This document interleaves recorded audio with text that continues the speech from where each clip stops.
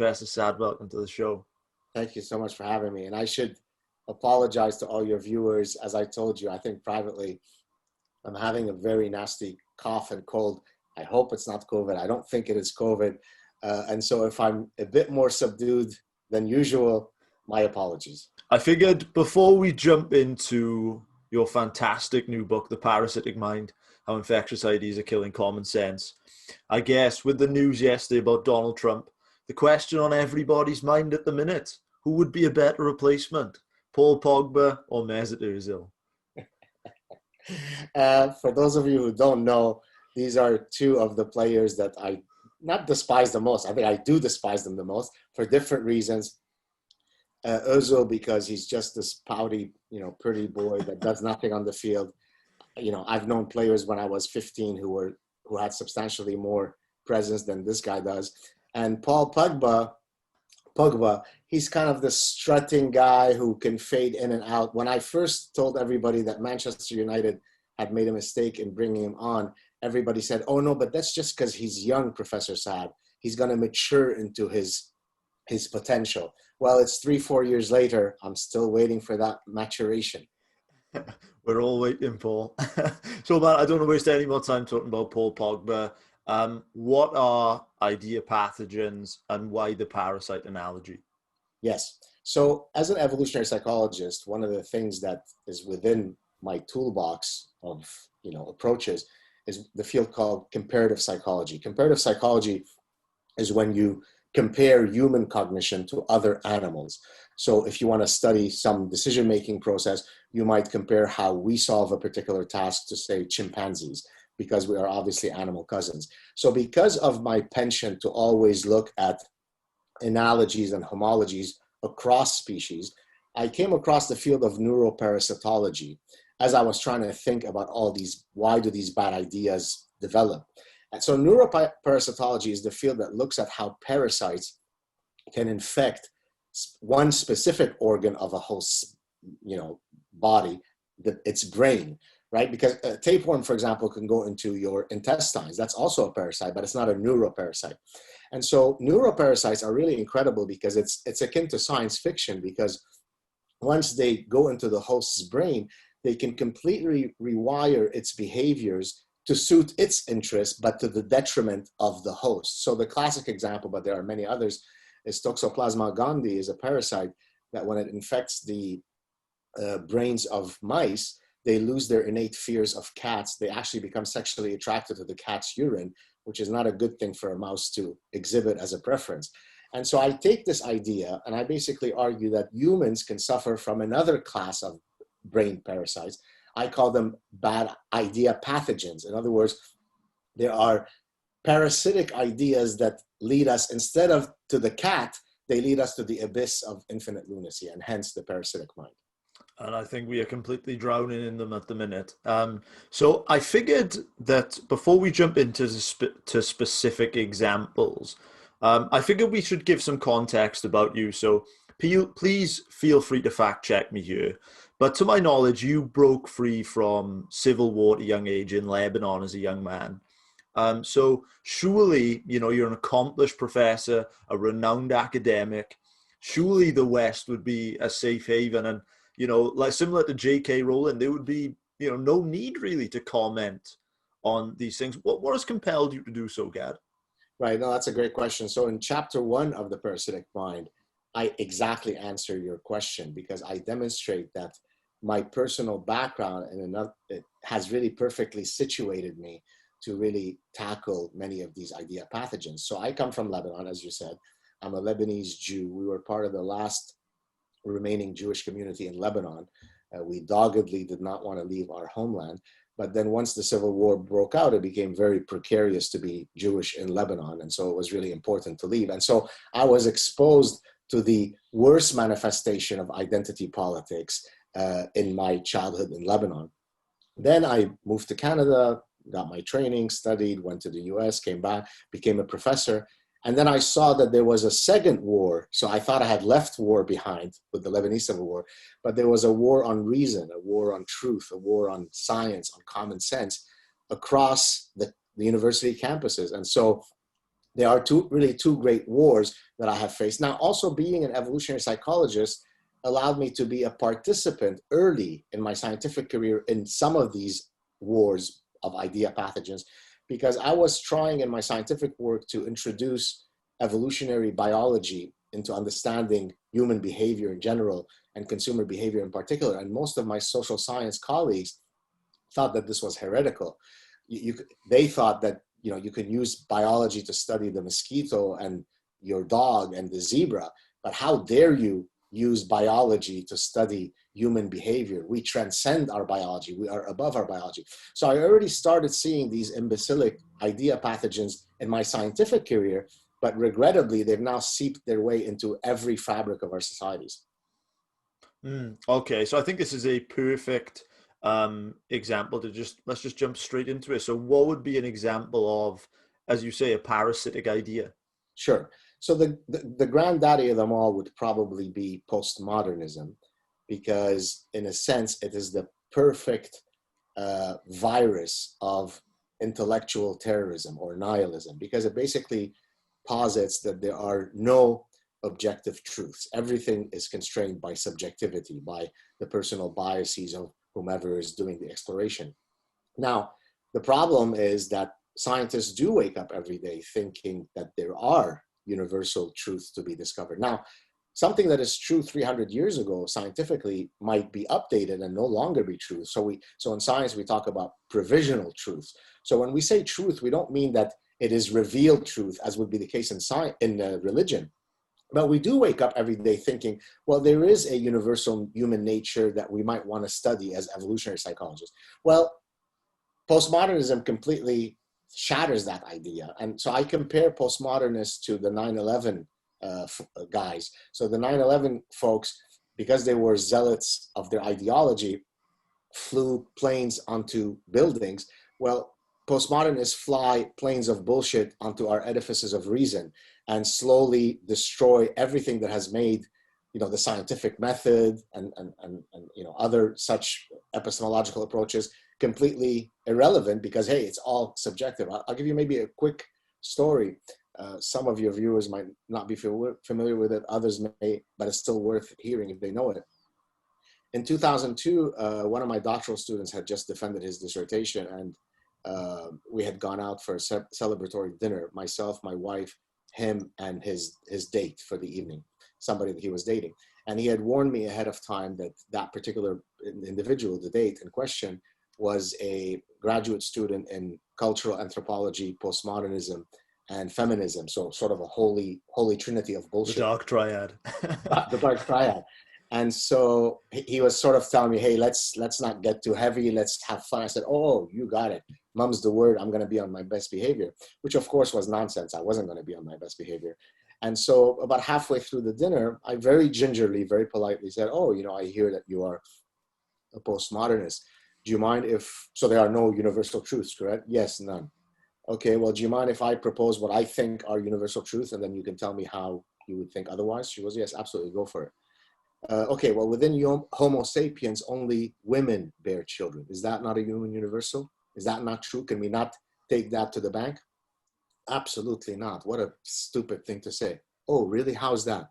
Well, there is a Japanese tribe off some island where within their mythological narrative, within their folklore, it is the men who bear children. So by you restricting it to the biological realm, that's how you keep us barefoot and pregnant. Once I recovered from my mini stroke, I then said to her, okay, how about we take a less contentious example, one that's not as laden with, animus as saying that only women bear children. She goes, go for it.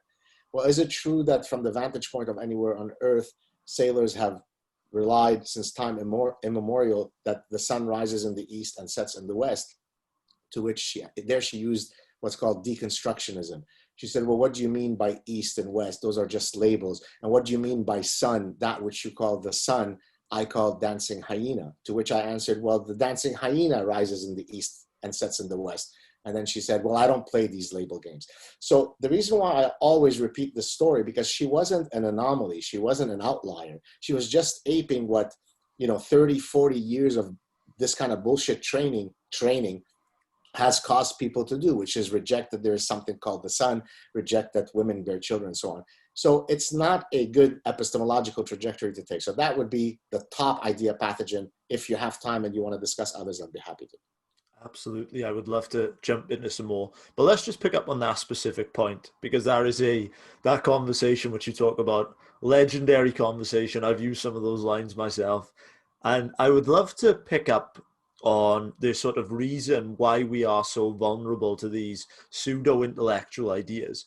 So what is the sort of root, and how much of this is a desire to free ourselves from reality? That's exactly what I say in the book, that they share in common. So each of these idea pathogens, so whether it be postmodernism or militant feminism or social constructivism or identity politics, what they share in common is really two things. Number one is they all start off with a somewhat noble goal. So in other words, the goal is not originally to just blow up the whole edifice of reason. They really are trying to pursue some laudable objective.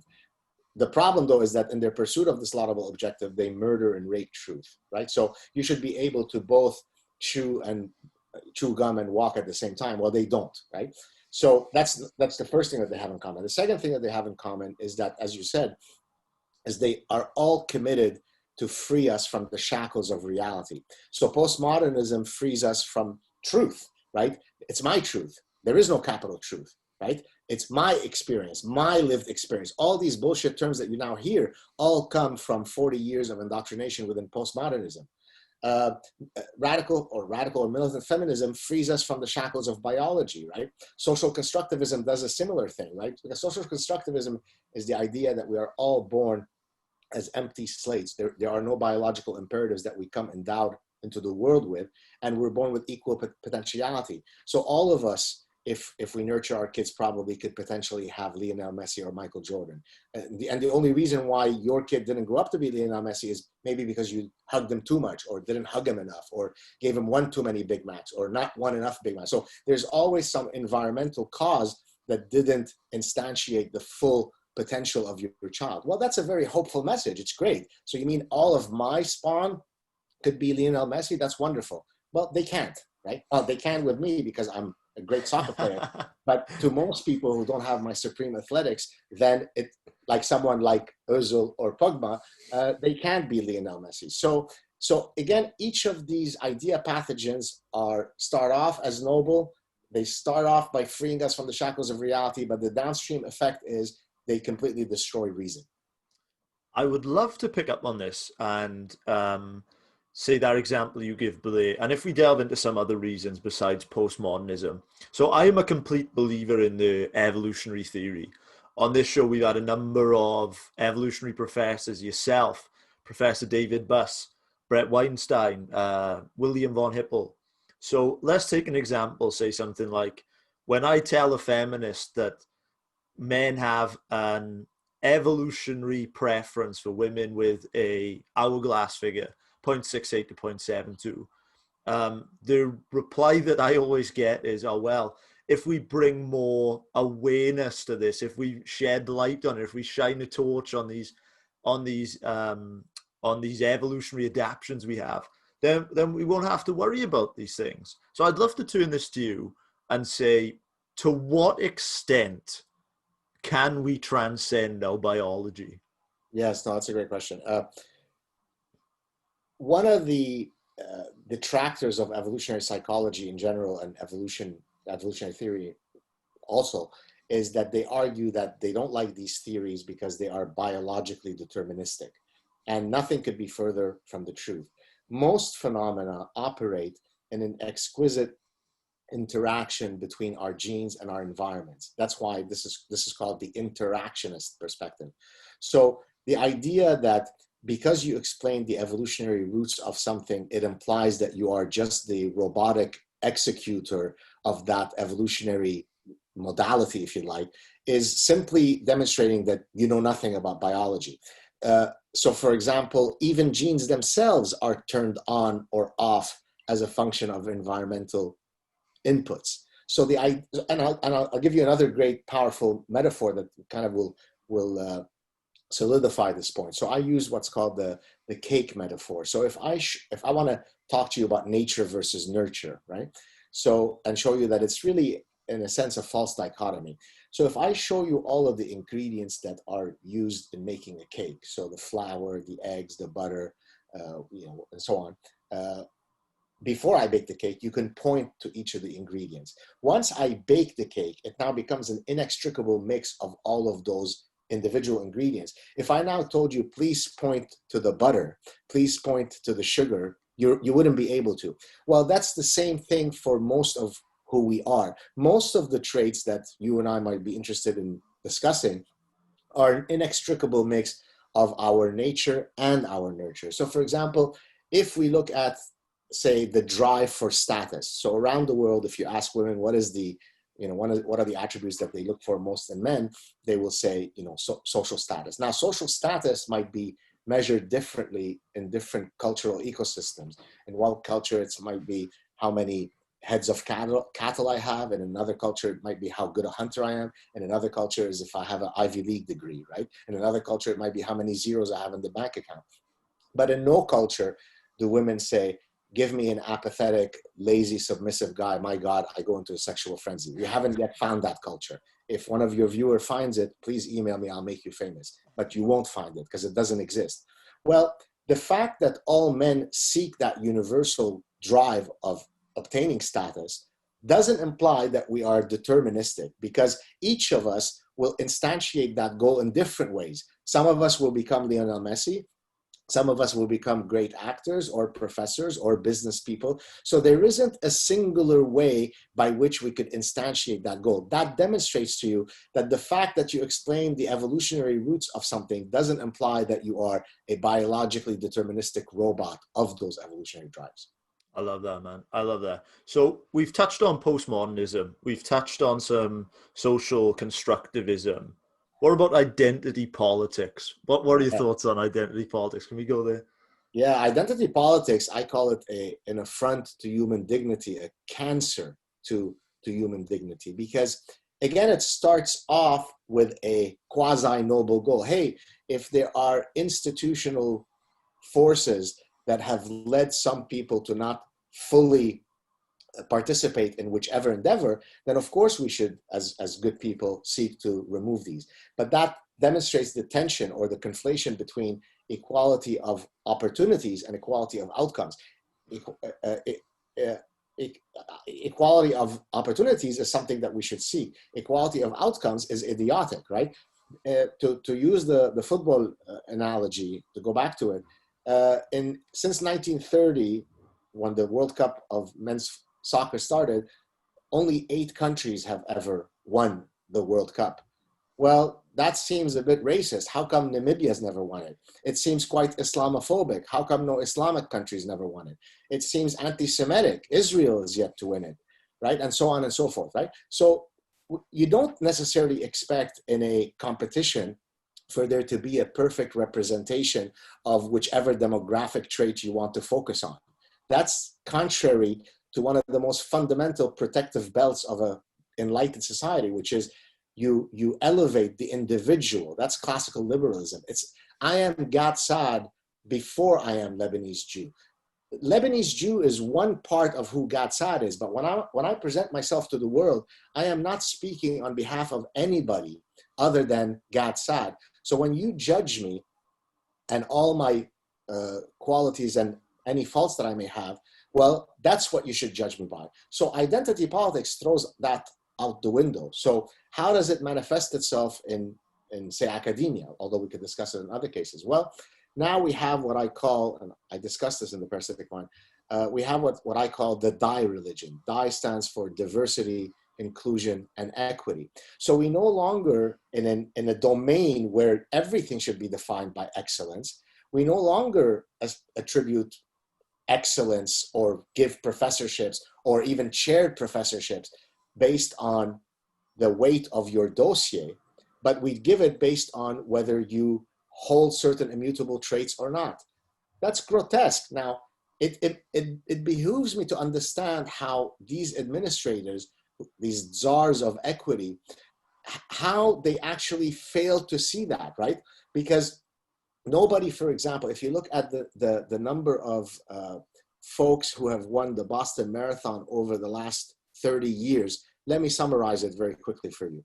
Kenya, Kenya, Kenya, Kenya, Kenya, Kenya, Kenya, Kenya, Kenya, Kenya, Ethiopia, Kenya, Kenya, Kenya, Kenya. So how come there we don't proclaim that there is a problem, right? Well, because for whatever reason, folks who come from Kenya, and there are various arguments as to why that might be the case, are more likely to succeed in that particular sport, but they don't win, say, in the 100 meters, right? They have a different type of morphology. So the idea that we should be always trying to, let's look at Princeton's math department, and if they don't have the requisite number of black mathematicians, aha, it must be systemic racism. It's grotesque, and hopefully it will end one day soon.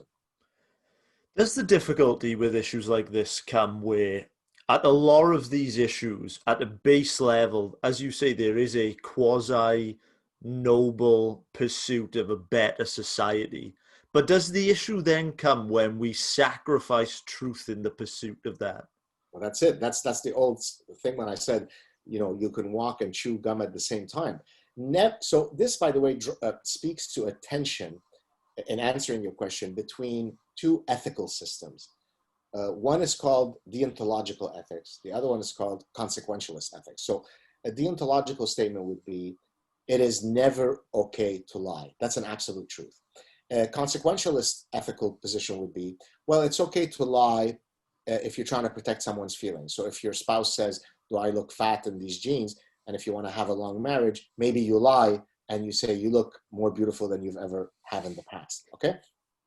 The reality is we both, I mean, we all are at times deontological and at times consequentialist. Only, you know, religious zealots and so on, the most dogmatic of people are absolutists in all cases. That doesn't make sense. So we're wired to navigate through both systems. The question, though, is in which context should you activate which system? Now, when it comes to matters of truth, you should be deontologically driven. In other words, I never sacrifice a millimeter of truth in the pursuit of social justice. Now, that doesn't mean that I don't believe in true social justice, not blue-haired social justice warriors. True social justice, of course, I'm about as liberal as they come. So I could be completely for trans rights, yet recognize that a 270-pound male who's 6'5", who decides that he now self-identifies as a female, should not be competing in boxing with biological females because, bruh, I'm a woman, right? So I can, again, chew gum and walk at the same time. Yes, I'm all for trans rights. No, I'm not for the murder of truth and rejection of reality in the pursuit of those rights. With your parasite analogy, this virus, it must track back to somewhere. Do you have any theories as to where it may come from? So if we're talking about these specific idea pathogens, they all, I mean, most came around 40, 45 years ago, usually in the humanities and some of the social sciences, but a few of them can go back to almost 100 years ago. So let me give you an example of a older parasite of the human mind. So for example, biophobia, which is one of the idea pathogens that I discuss in the book, the fear of using biology to explain human affairs, right? Well, that really comes from cultural anthropologists. Started with a gentleman by the name of Franz Boas, a professor of anthropology, I believe at Columbia University, you know, about 80, 90 years ago, where he and then some of his subsequent students, most famously Margaret Mead, which I can talk about in a second, they wanted to create a new understanding of human nature, or rather of human behavior, that abdicated biology. And the reason for that was that they noticed that Darwinian principles, when placed in the wrong hands, can result in nefarious outcomes. So British, since this is a British show, British class elitists argued, hey, it's a Darwinian struggle between the classes. We're the upper class, you're the losers in the lower class. So if you don't get healthcare or education, so what? That's a Darwinian struggle. That became known as social Darwinism. It has nothing to do with Darwinian theory. I mean, literally nothing. Nazis came along and said, hey, it's a Darwinian struggle between races. We're the Aryans, you're the Jews. Hey, you lose out in the grand battle. So what's wrong with killing you? Eugenicists said, hey, we want to purify the gene pool. Hey, gay people, how about we sterilize you so that you don't, extend your genes in the gene pool? Hey, that's Darwinian. Well, none of these things have anything to do with Darwinian theory, but in the same way that we don't get rid of physics because atomic bomb, well, by the same logic, we don't get rid of biology because some idiots could misuse it. So these noble anthropologists wanted to create a new edifice of understanding where we remove biology from understanding. So that became known as cultural relativism. Who are we to judge other cultures? If other cultures cut off the clitorises of little girls, well, who are you to say, disgusting, vile, white, racist, imperial white man, that these noble cultures of color are not doing the right thing, right? So in this case, that idea pathogen started with Franz Boas, about 80, 90, 100 years ago. But other ones like postmodernism and so on really took off with the holy trinity of French bullshitters, Jacques Lacan, Jacques Derrida, and Michel Foucault, who collectively have had more influence in destroying the minds of young people than most other professors that I can think of. Perfect. And I want to jump on to how we inoculate our minds from, this bullshit. But before I do, let me sort of balance the argument and let me pose the question to you and say, shouldn't, in a free society, shouldn't we let people just have these bad and terrible ideas? Oh, I'm not suggesting that a person can't spew imbecilics. As a matter of fact, to support what you just said, I'm going to take the most extreme example, one that I often use when people ask me a question similar to what you just said. I'm a free speech absolutist. I support the right of Holocaust deniers as a Jewish person who has my own, escape from Jew hatred, genocidal Jew hatred. I support the right of Holocaust deniers to spew their bullshit. Now, the point though is that it depends in which context you're allowed to do it. So, for example, when I am tasked with a pedagogic responsibility to come into class and teach a geography class, I can't say that the capital of France is Rio de Janeiro because, it's my truth, right? There are objective facts, there are objective epistemologies by which we understand the world. So depending on the context, you may not actually have the right to spew nonsense. But my point is not that these idea pathogens can't exist. The problem comes where in the desire to spread these idea pathogens, the intellectual fascists then try to stop me from arguing against your idea pathogens. I don't mind for you to step into the ring of ideas and let the best man win.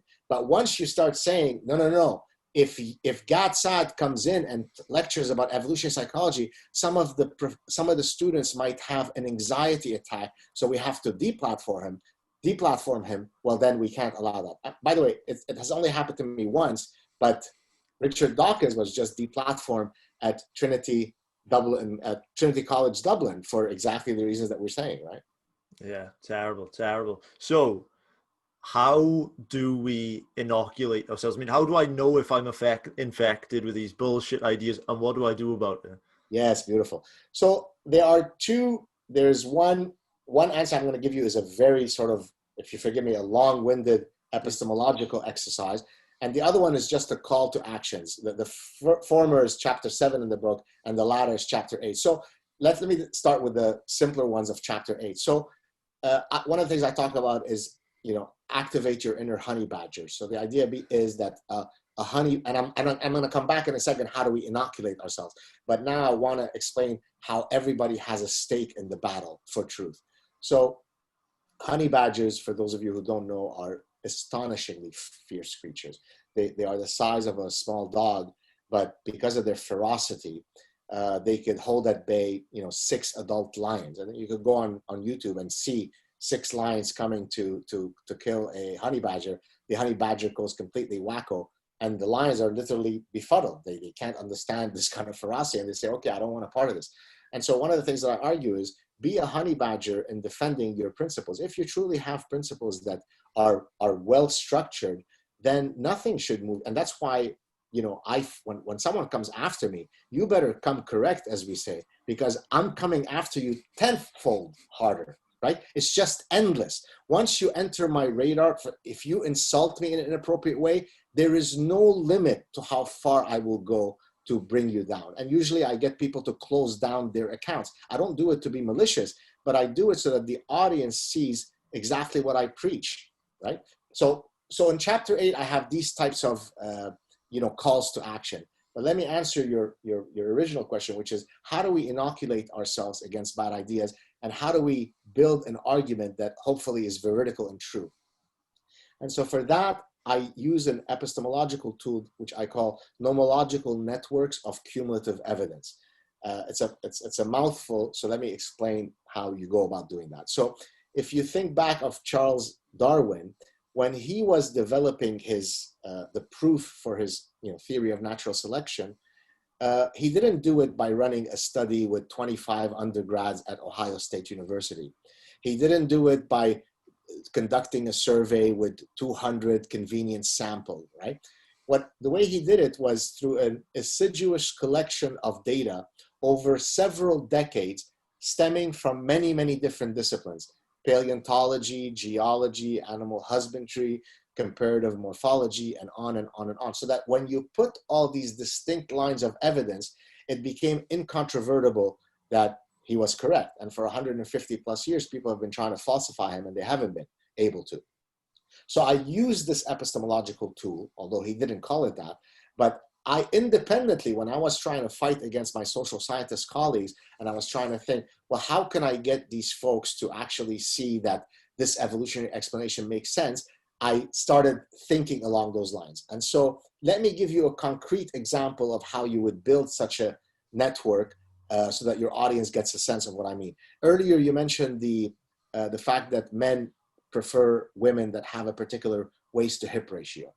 The argument from evolutionary psychology is that the hourglass figure, which is the waist-to-hip ratio should be between 0.68 to 0.72, is an evolved preference. In other words, in the same way that in countless other sexually reproducing species, typically the female will choose a male along certain morphological features, those preferences don't come out of accident.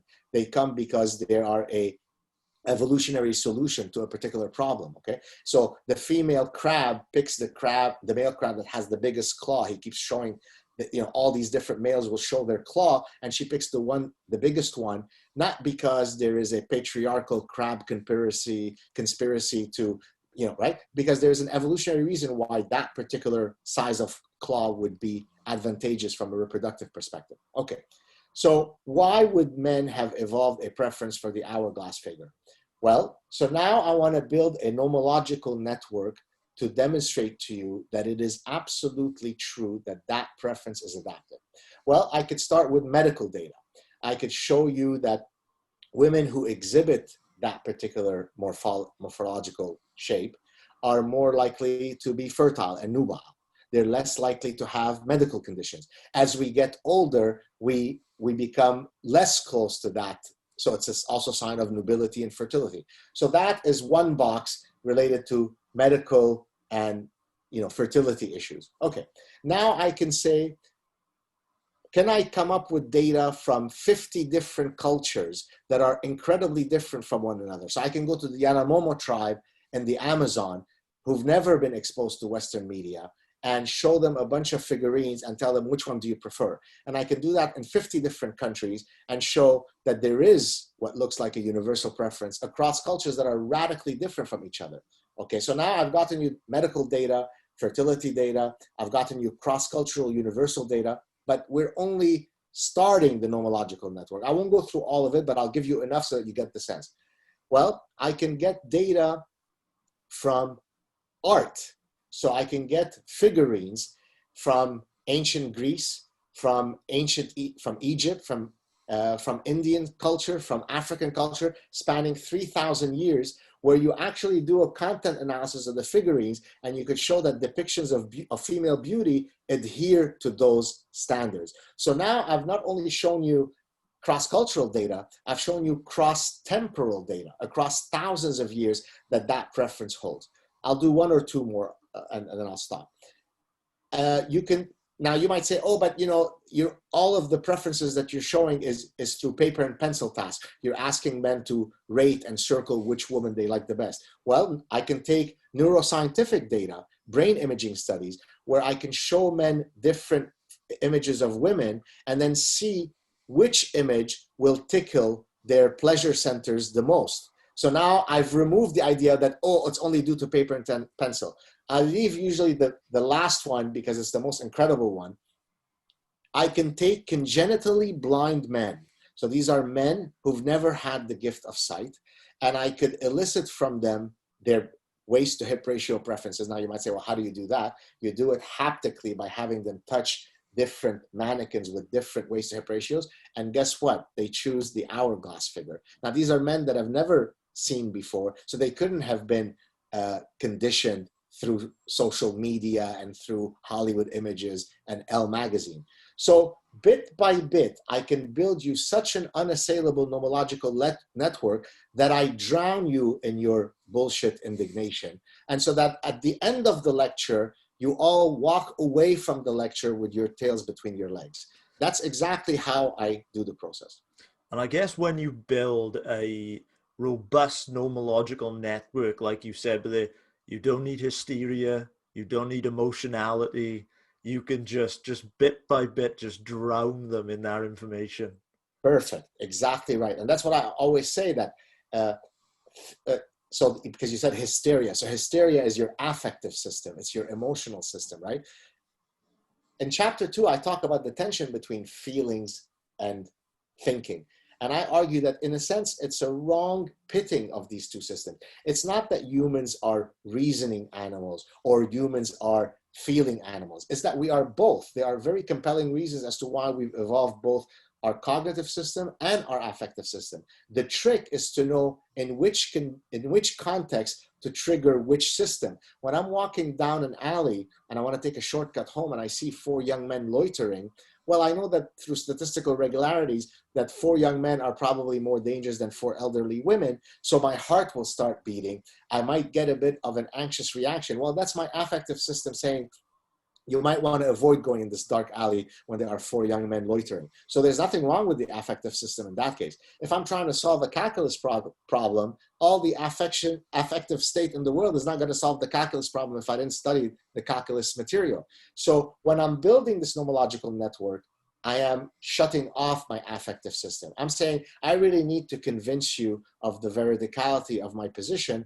How can I go about doing so? Which, by the way, having such an exacting standard in the pursuit of truth causes you to have epistemic humility. So that if you were to ask me right now on the show, what's your position on climate change? Or what's your position on the legalization of marijuana? Well, I'm humble enough to know that I haven't done my homework. I haven't built the requisite nomological network to be able to answer you with the assuredness and swagger that I might answer you in other ways. Therefore, I'm actually quite humble. When I know, I know. And when I don't know, I say, you know what, I'm afraid I really don't know this.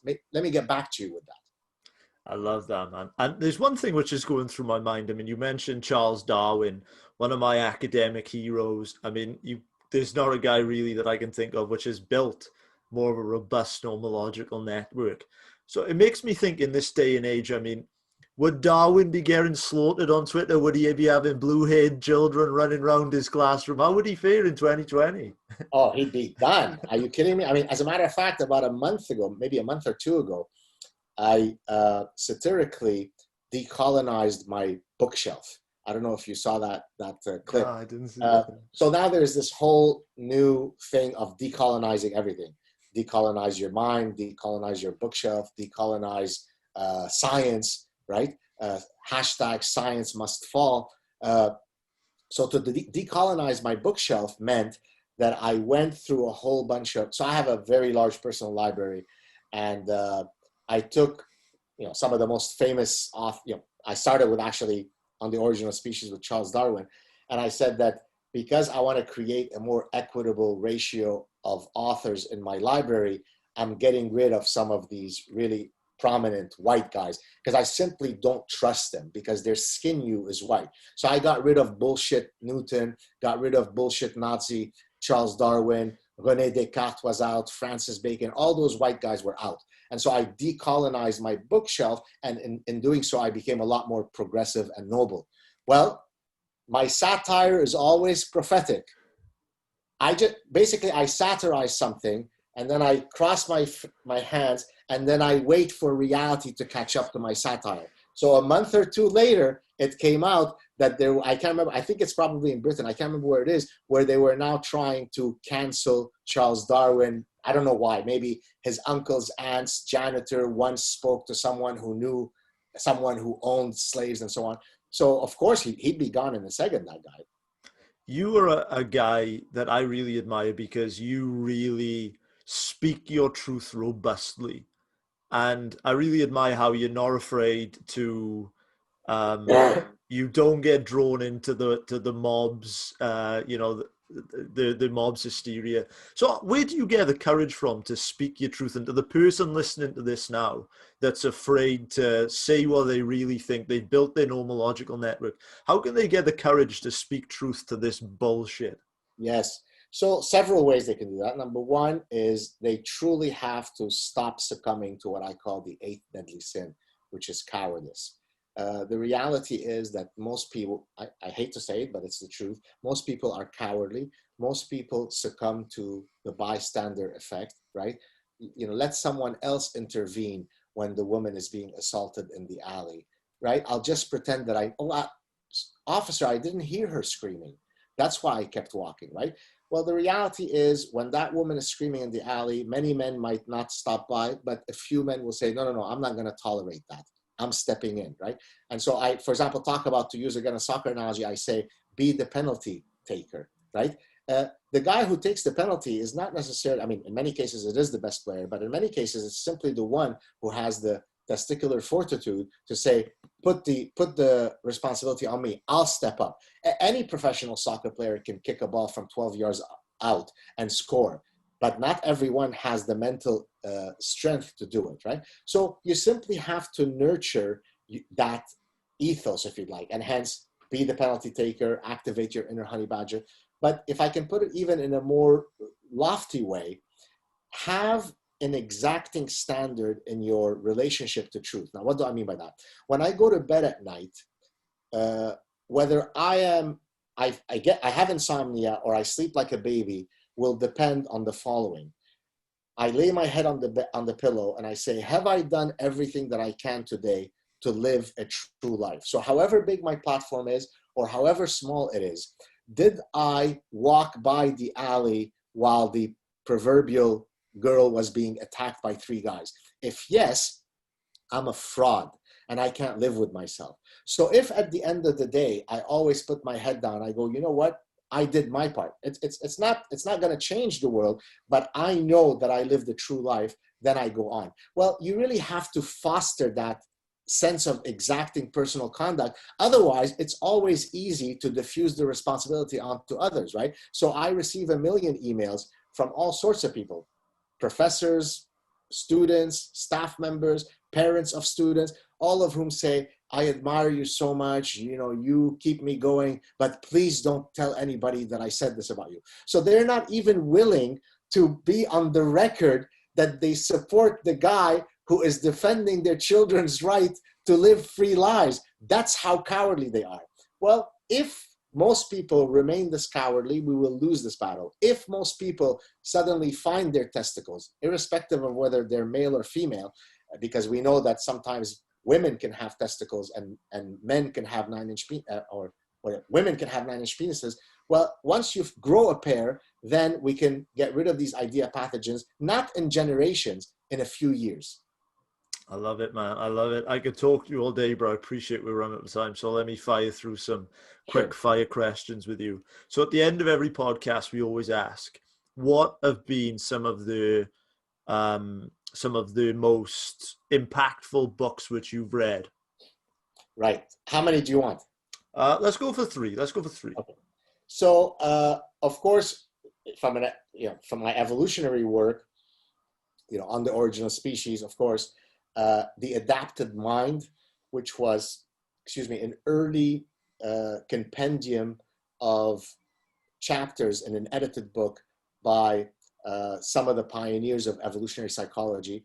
And so in that book, The Adapted Mind, they basically demonstrate how you would apply an evolutionary lens to many different areas, whether it be language acquisition or mate preference a la David Buss and so on. So that was an incredibly powerful book. And the first chapter of that book is an astonishing dismantling of what's called the standard social science model, the standard social constructivist model. And the two people who wrote it are two of the pioneers of evolutionary psychology, Lida Cosmides and John Tooby, who are a husband and wife team at University of California, Santa Barbara. I also loved the more popular David Buss book, The Evolution of Desire, back in I think it was first published in 1994. But another book that I'm going to include here, which is not from so much my evolutionary work, but from my desire to be publicly engaged against idea pathogens, is an astonishing book by Paul Gross and Norm Levitt called Higher Superstition. So these guys, way back, more than 20 years ago, were already attacking all of the anti-scientific, anti-reason nonsense that was already starting to respawn across the university campuses. Brilliant book. And by the way, it's one of the, I always say that, I think, if I may say, with all due modesty, I have a pretty rich vocabulary, but this is a book where every page, it had me going to the dictionary because there was some word. So if nothing else, this is a book that's going to expand your lexicon by many orders of magnitude. Our audience will love those, man. My last question from me today before I pass it over to you and tell these guys any closing messages, where they can get the book, where they can connect with you. Sure. My last question for you today is, what makes a life worth living? That's great. I think for me, it's going to sound cliche, but it really isn't, because other people have thought about this question, and after a while, they're going to come up with a good answer. So I'm going to, in a sense, ape their question. To live a purposeful and meaningful life. So what do I mean by that? You can instantiate that in many different ways. So it's not only through cerebral pursuits can you do that, but do that. So what do I mean by that? I wake up every day and I'm like a kid in a candy store. I wake up and I say, what's on the docket today? Why? Because I can go to infinite intellectual landscapes. I could gad smack some morons on Twitter if I want to relax. I could write a very fancy academic paper and I've got 25 projects going at the same time. I could start thinking about my next book. I could sit down and talk to a lovely host from Britain on a show and discuss ideas. In other words, I never wake up and I say, life sucks. There's nothing fun for me to do. My work is also my play. I find great meaning. When I receive messages from people, it's not, I'm happy because it's a narcissistic thing. Oh, look, so many people love me. It's that I see that people are being touched by my work, that I'm doing something meaningful, that has purpose, that is getting people excited, that in some cases is getting them out of a depression, that's getting them the courage to speak out in class, and so on and so forth. So whatever it is that you think you might be able to do to garner that purpose and meaning, seek it. Because life is incredibly short, and the last thing you want to do is wake up at 57 and say, I hated accounting, and I only went into it because my dad, with best intentions, said to me that this is a great career that will get you a good job, but I've always wanted to be a dancer or a painter or whatever. And so pursue your passion, hopefully with purpose and meaning, and the rest will take care of itself. Man, that's a beautiful answer. On this show, when we first started it, we said that we want to promote humanity's best, and we couldn't think of anyone better than the Godfather himself to bring on. The Parasitic Mind. Tell our guys about it and where they can connect with you. So I have a website that I started a few months ago, gadsaad.com, where all things Gad Saad are there. You can go check it out. I have a YouTube channel, The Sad Truth, that's been going for about 6 years now, I think, where I have all kinds of great clips. Some of them I just turn on the the camera to rail about something, but in others, it'll be like how we're doing now. I invite wonderful guests and I chat with them.